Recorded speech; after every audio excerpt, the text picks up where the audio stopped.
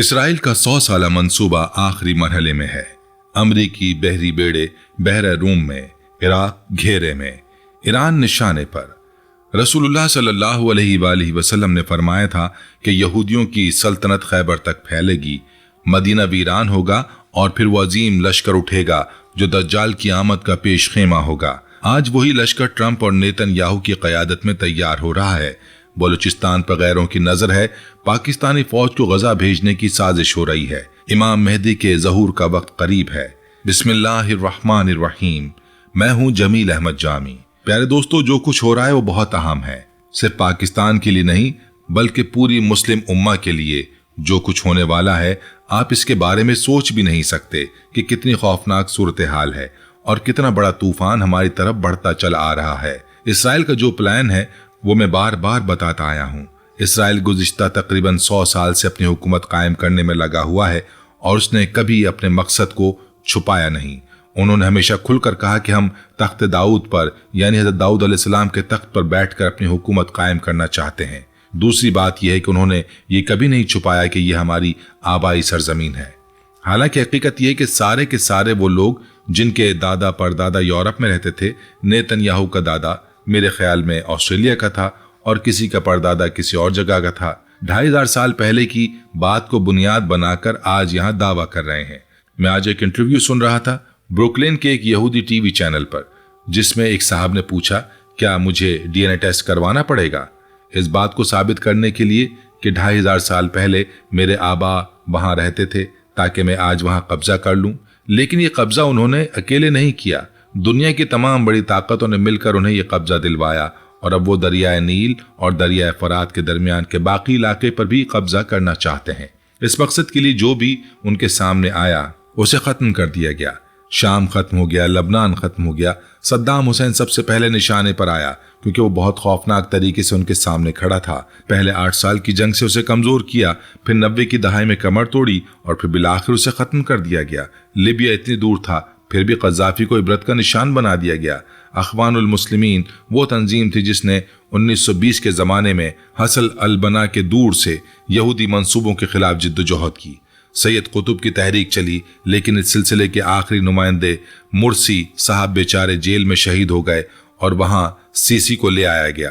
प्यारे दोस्तों, सीसी ने मिस्र की सरहद बंद रखी, गजा के बच्चों को रोटी तक नहीं पहुंचने दी, खुराक नहीं पहुंचने दी। सऊदी अरब ने इब्राहिम कार्ड खेला, कतर ने हाथ मिलाया, यूएई ने हाथ मिलाया, बाकी तमाम मुल्कों ने हथियार डाल दिए। एक कुव्वत जो भी कुछ हद तक खड़ी है वो सिर्फ ईरान है और पाकिस्तान ने भी हाथ मिला लिया। क्या कभी किसी ने सोचा था कि ट्रंप के साथ शहबाज शरीफ भी खड़ा होगा और इसराइल का नुमाइंदा भी साथ होगा? कुरान मजीद की वो आयत किसी को याद है? ला तत्तखिज़ू अल यहूदा वल नसारा औलिया, यहूद और ईसाइयों को अपना दोस्त ना बनाओ। क्या ये आयत किसी को याद है? ये पहली बार हुआ कि पाकिस्तान का वजीर आजम उस जगह बैठा हुआ है जबकि शुरू दिन से आवाम को ये बताया जा रहा है कि हम इसराइल को नहीं मानते। जिस पासपोर्ट पर लिखा हुआ है कि ये पासपोर्ट इसराइल के लिए कारामद नहीं, उस मुल्क का वजीर आजम इसराइली नुमाइंदे के साथ बैठा हुआ है। अब सवाल यह कि आवाम तो देख रही है, ये आखिर कैसे छुपा सकते हैं? आपको पता है अल जजीरा ने क्या लिखा? उन्होंने सिर्फ शरीफ साहब के बारे में लिखा और कहा कि पाकिस्तान के वजीर आजम को घर पर अवामी दबाव का सामना करना पड़ेगा क्योंकि वहां के लोग फलस्तीन की हिमायत में बहुत ज्यादा मौक़िफ़ रखते हैं। अल जजीरा ने एक नक्शा बनाया जिसमें दिखाया कि कौन आया और कौन नहीं आया। तमाम बड़े मुमालिक में से सिर्फ पाकिस्तान ने अपना वजीर आजम भेजा, बाकी सब ने अपने नुमाइंदे भेजे। यूएई ने भी अपना वजीर आजम नहीं भेजा। हमें बड़ा शौक है जाने का और तारीफें सुनने का। प्यारे दोस्तों, अब आते हैं असल सूरत हाल की तरफ। इराक को सिर्फ 10 दिन की मोहलत मिली है। इस वक्त दुनिया के समंदरों में 20 से 22 बहरी बेड़े घूम रहे हैं। अमेरिका का जो सबसे करीब तरीन बेड़ा था वो जिब्राल्टर में स्पेन के पास था। वो जिराल्ड फोर्ड बहरी बेड़ा था जिस तेजी के साथ उसे वहां से बहरे रूम से मुंतकिल किया गया वो अपने आप में एक बड़ा पैगाम है। उस जिराल्ड फोर्ड बेड़े की हिस्ट्री भी दिलचस्प है। ये वही है जिसने वेनेजुएला के सदर वाले ऑपरेशन में अहम किरदार अदा किया था। इस बेड़े पर F-35 सुपरसोनिक लड़ाका तैयारे हैं, SA-180 E carrier based multi role strike fighters हैं, E-2 hawks early warning system है। इस बेड़े की ऊंचाई 76 मीटर है, लंबाई 330 मीटर है, 700 के करीब तैयारे इसमें है और 5000 अफराद का अमला है। इसकी रफ्तार 56 किलोमीटर फी घंटा है और इसी रफ्तार से इसे दौड़कर वहां पहुंचाया गया। इससे पहले इब्राहिम लिंकन बेड़ा वहां पहुंच चुका था। उस पर 58 सुपर हार्ट कैरियर बेस्ड लड़ाका तैयारे हैं और E-18 ग्रोलर इलेक्ट्रॉनिक वॉरफेयर जहाज हैं। यानी ईरान को घेरने के लिए पूरी तैयारी हो चुकी है।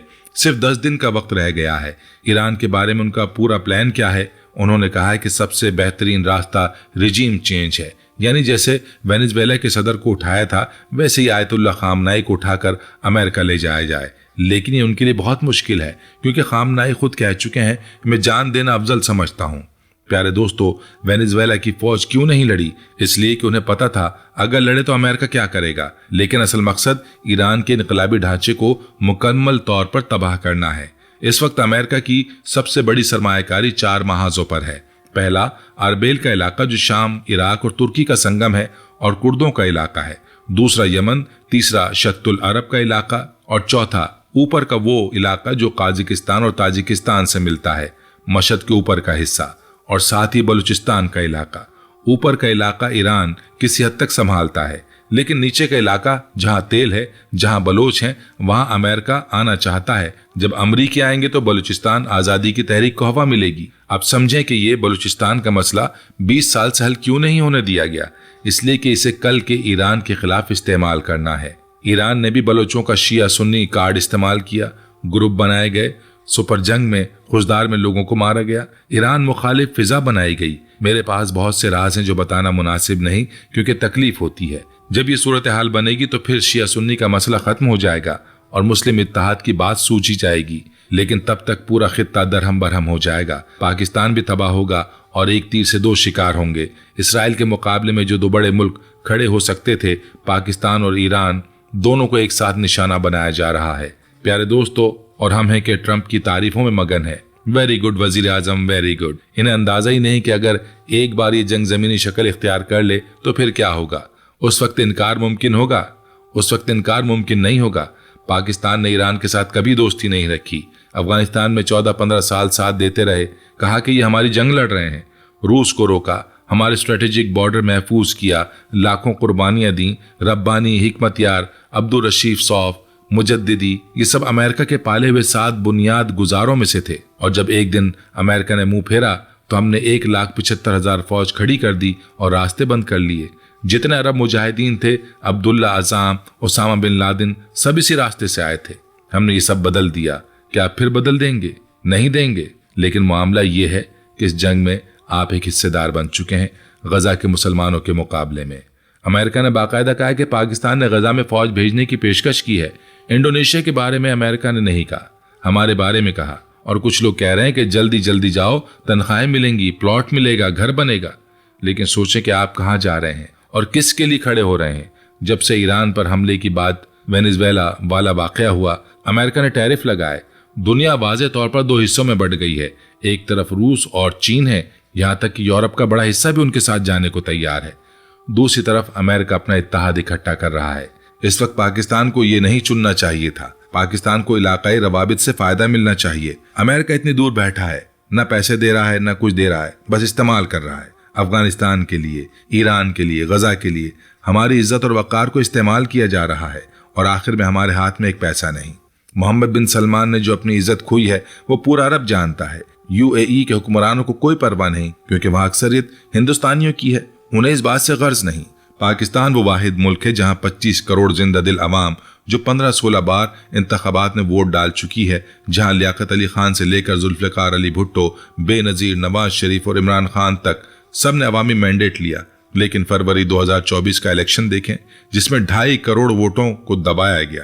कहते हैं कि ये भी दबा लेंगे। मैंने कब कहा नहीं दबाएंगे, दबाते रहेंगे। लेकिन 76 साल की पूरी तारीख में जितने भी लीडर एक तरफ रखें तो दूसरी तरफ से इमरान खान है। जुल्फ़िकार अली भुट्टो की मकबूलियत सिर्फ 37% थी। 2 सूबे मुकम्मल मुखालिफ थे। सिंध में भी बमुश्किल जीते थे, सिर्फ पंजाब उनका था। और नवाज शरीफ की मकबूलियत तो मकबूलियत थी ही नहीं, वो तो इलेक्टेबल्स और खानदानी ग्रोहबंदी पर खड़े थे। इमरान खान ने यह साबित किया कि जिन 20 लोगों को तोड़ा गया, 20 के 20 को अवाम ने शिकस्त दे दी। ये थे आपके इलेक्टेबल्स। अब असल बात की तरफ आएं, जो सबसे अहम है। ये सब सियासी और फौजी हरकतें महज इत्तफाक नहीं है, बल्कि एक मकसद पेशगी तैयारी है। एक लश्कर है जो मक्का मुकरमा रवाना होना है اور دوسرا لشکر جو اسرائیل سے شام کے علاقے سے روانہ ہونا ہے۔ آج دیکھیں، یورپی یونین نے کہہ دیا کہ اسرائیل نے یروشلم کو جس طرح ضم کیا ہے ہم اسے نہیں مانتے۔ انہوں نے ایک آرڈر سے جنگ کو تیاری دے دی۔ پیارے دوستو، حدیث میں آتا ہے کہ مدینہ ویران ہوگا اور وہاں سے جنگ مکہ آئے گی۔ مدینہ کیوں ویران ہوگا؟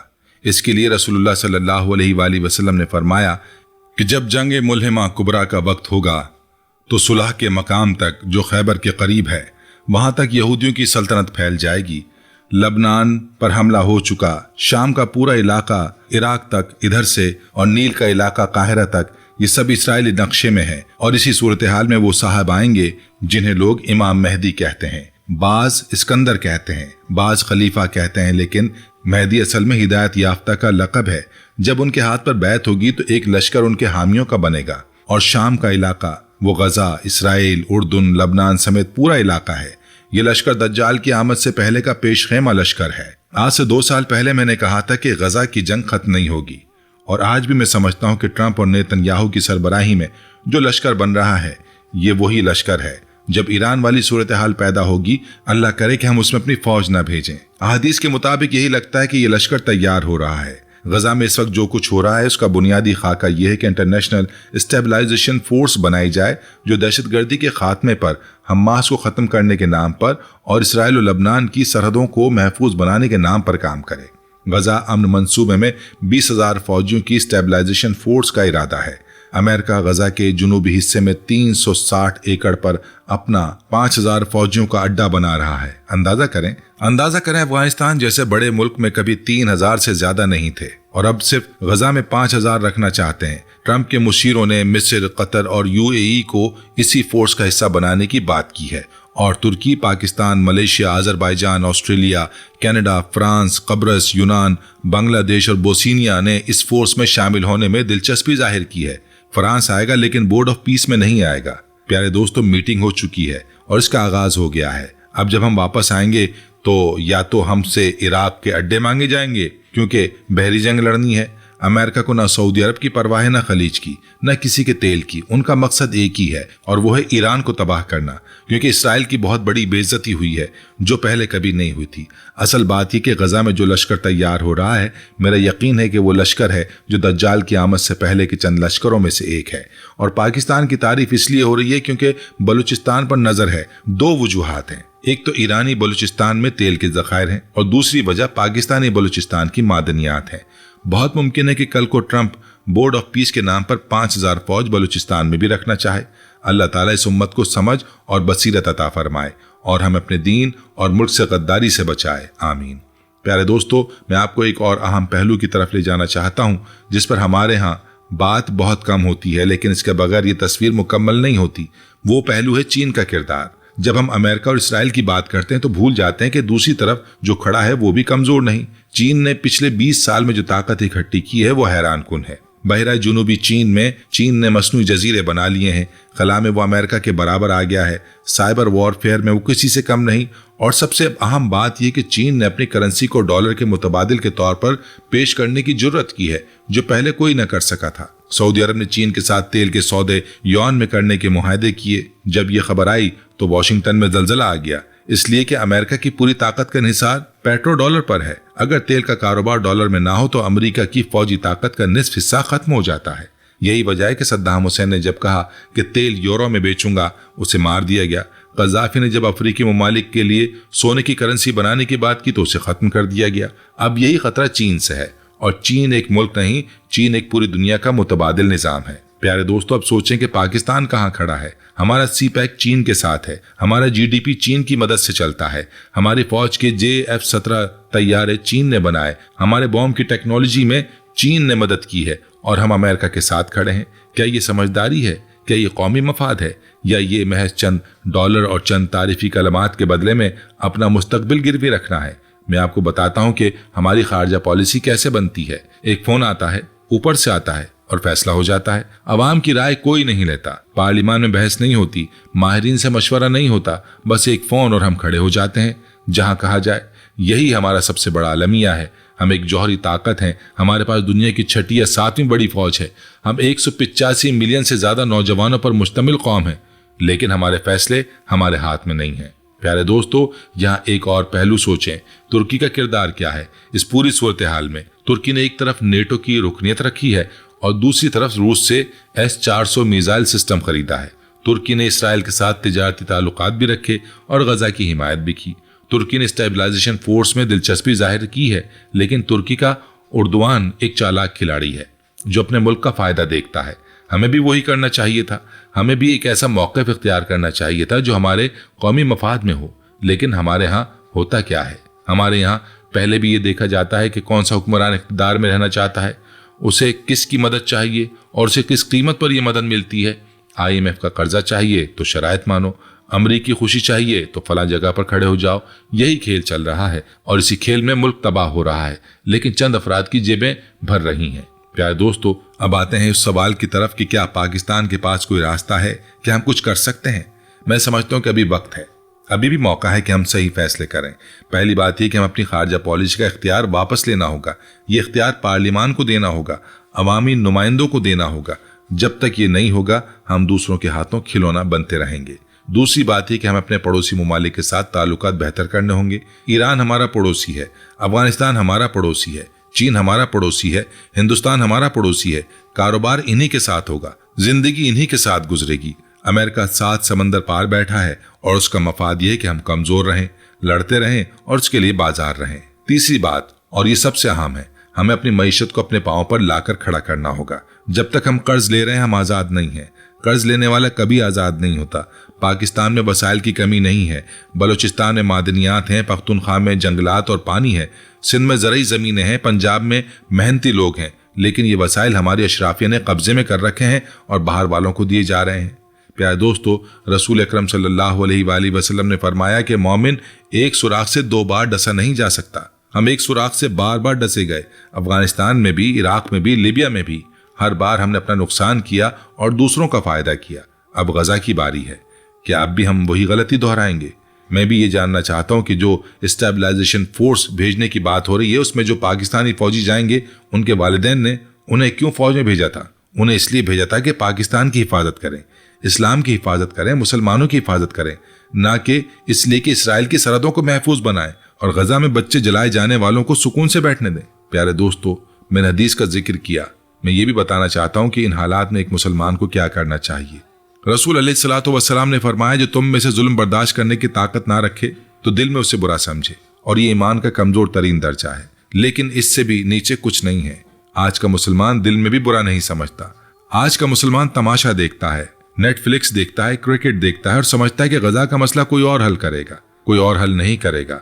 अल्लाह ताला ने इस उम्मत को जिम्मेदार बनाया है। अल्लाह ताला ने कहा है कि तुम बेहतरीन उम्मत हो जो लोगों के लिए निकाली गई है। ये बेहतरीन उम्मत होने का फर्ज अदा करना होगा। आज ये फर्ज अदा करने का वक्त आ गया है और हम सो रहे हैं। आज हमें भी मैदान में उतरना है। मैदान जंग का नहीं, मैदान बेदारी का मैदान, आगाही का मैदान, शऊर का मैदान। अपने आसपास के लोगों को बताएं कि क्या हो रहा है। अपने बच्चों को बताएं कि दुनिया कहाँ जा रही है। अपने नुमाइंदों पर दबाव डालें कि वो कौमी मफाद में फैसले करें। सोशल मीडिया पर आवाज उठाएं कि पाकिस्तानी फौज गजा में नहीं जाएगी। प्यारे दोस्तों, मुझे कोई शक नहीं कि वक्त आने वाला है जिसका जिक्र हदीस में है। मुलहिमा कुबरा होगी, वो अजीम जंग होगी जो इंसानी तारीख की सबसे बड़ी जंग होगी। लेकिन इससे पहले बहुत कुछ होगा। बहुत से मुल्क और बहुत सी कुव्वतें आजमाई जाएंगी। पाकिस्तान भी आजमाया जाएगा। सवाल यह है कि जब आजमाइश का वक्त आए तो हम सही तरफ खड़े हों या गलत तरफ। और सही तरफ वो है जहां जुल्म का मुकाबला है, जहां मजलूम की आवाज है, जहां फलस्तीन के बच्चों की हिमायत है, जहां इसराइल की नहीं बल्कि इंसानियत की बात है। गलत तरफ वो है जहां तारीफें हैं, जहां डॉलर हैं, जहां वेरी गुड वजीर आजम का खिताब है और जहां अपनी कौम की तजलील है।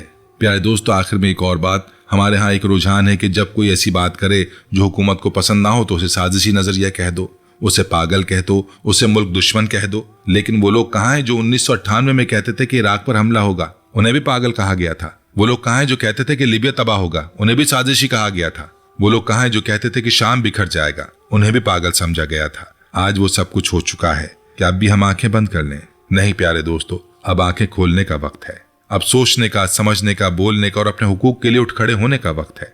और आज हम इस आजादी को बेच रहे हैं तारीफों के बदले, कर्जों के बदले, इख्तिदार में रहने के बदले। ये सौदा बहुत महंगा पड़ेगा और हमने अभी नहीं सोचा। प्यारे दोस्तों, अल्लाह से दुआ करें कि वो इस उम्मत को बसीरत अता फरमाए। दुआ करें कि हमारे हुक्मरानों को समझ दें, دعا کریں کہ فلسطین آزاد ہو، غزہ کے بچوں کو امن ملے، شام اور عراق کے لوگ سکون سے جئیں۔ اللہ تعالی ہمیں سمجھنے اور عمل کرنے کی توفیق عطا فرمائے، آمین۔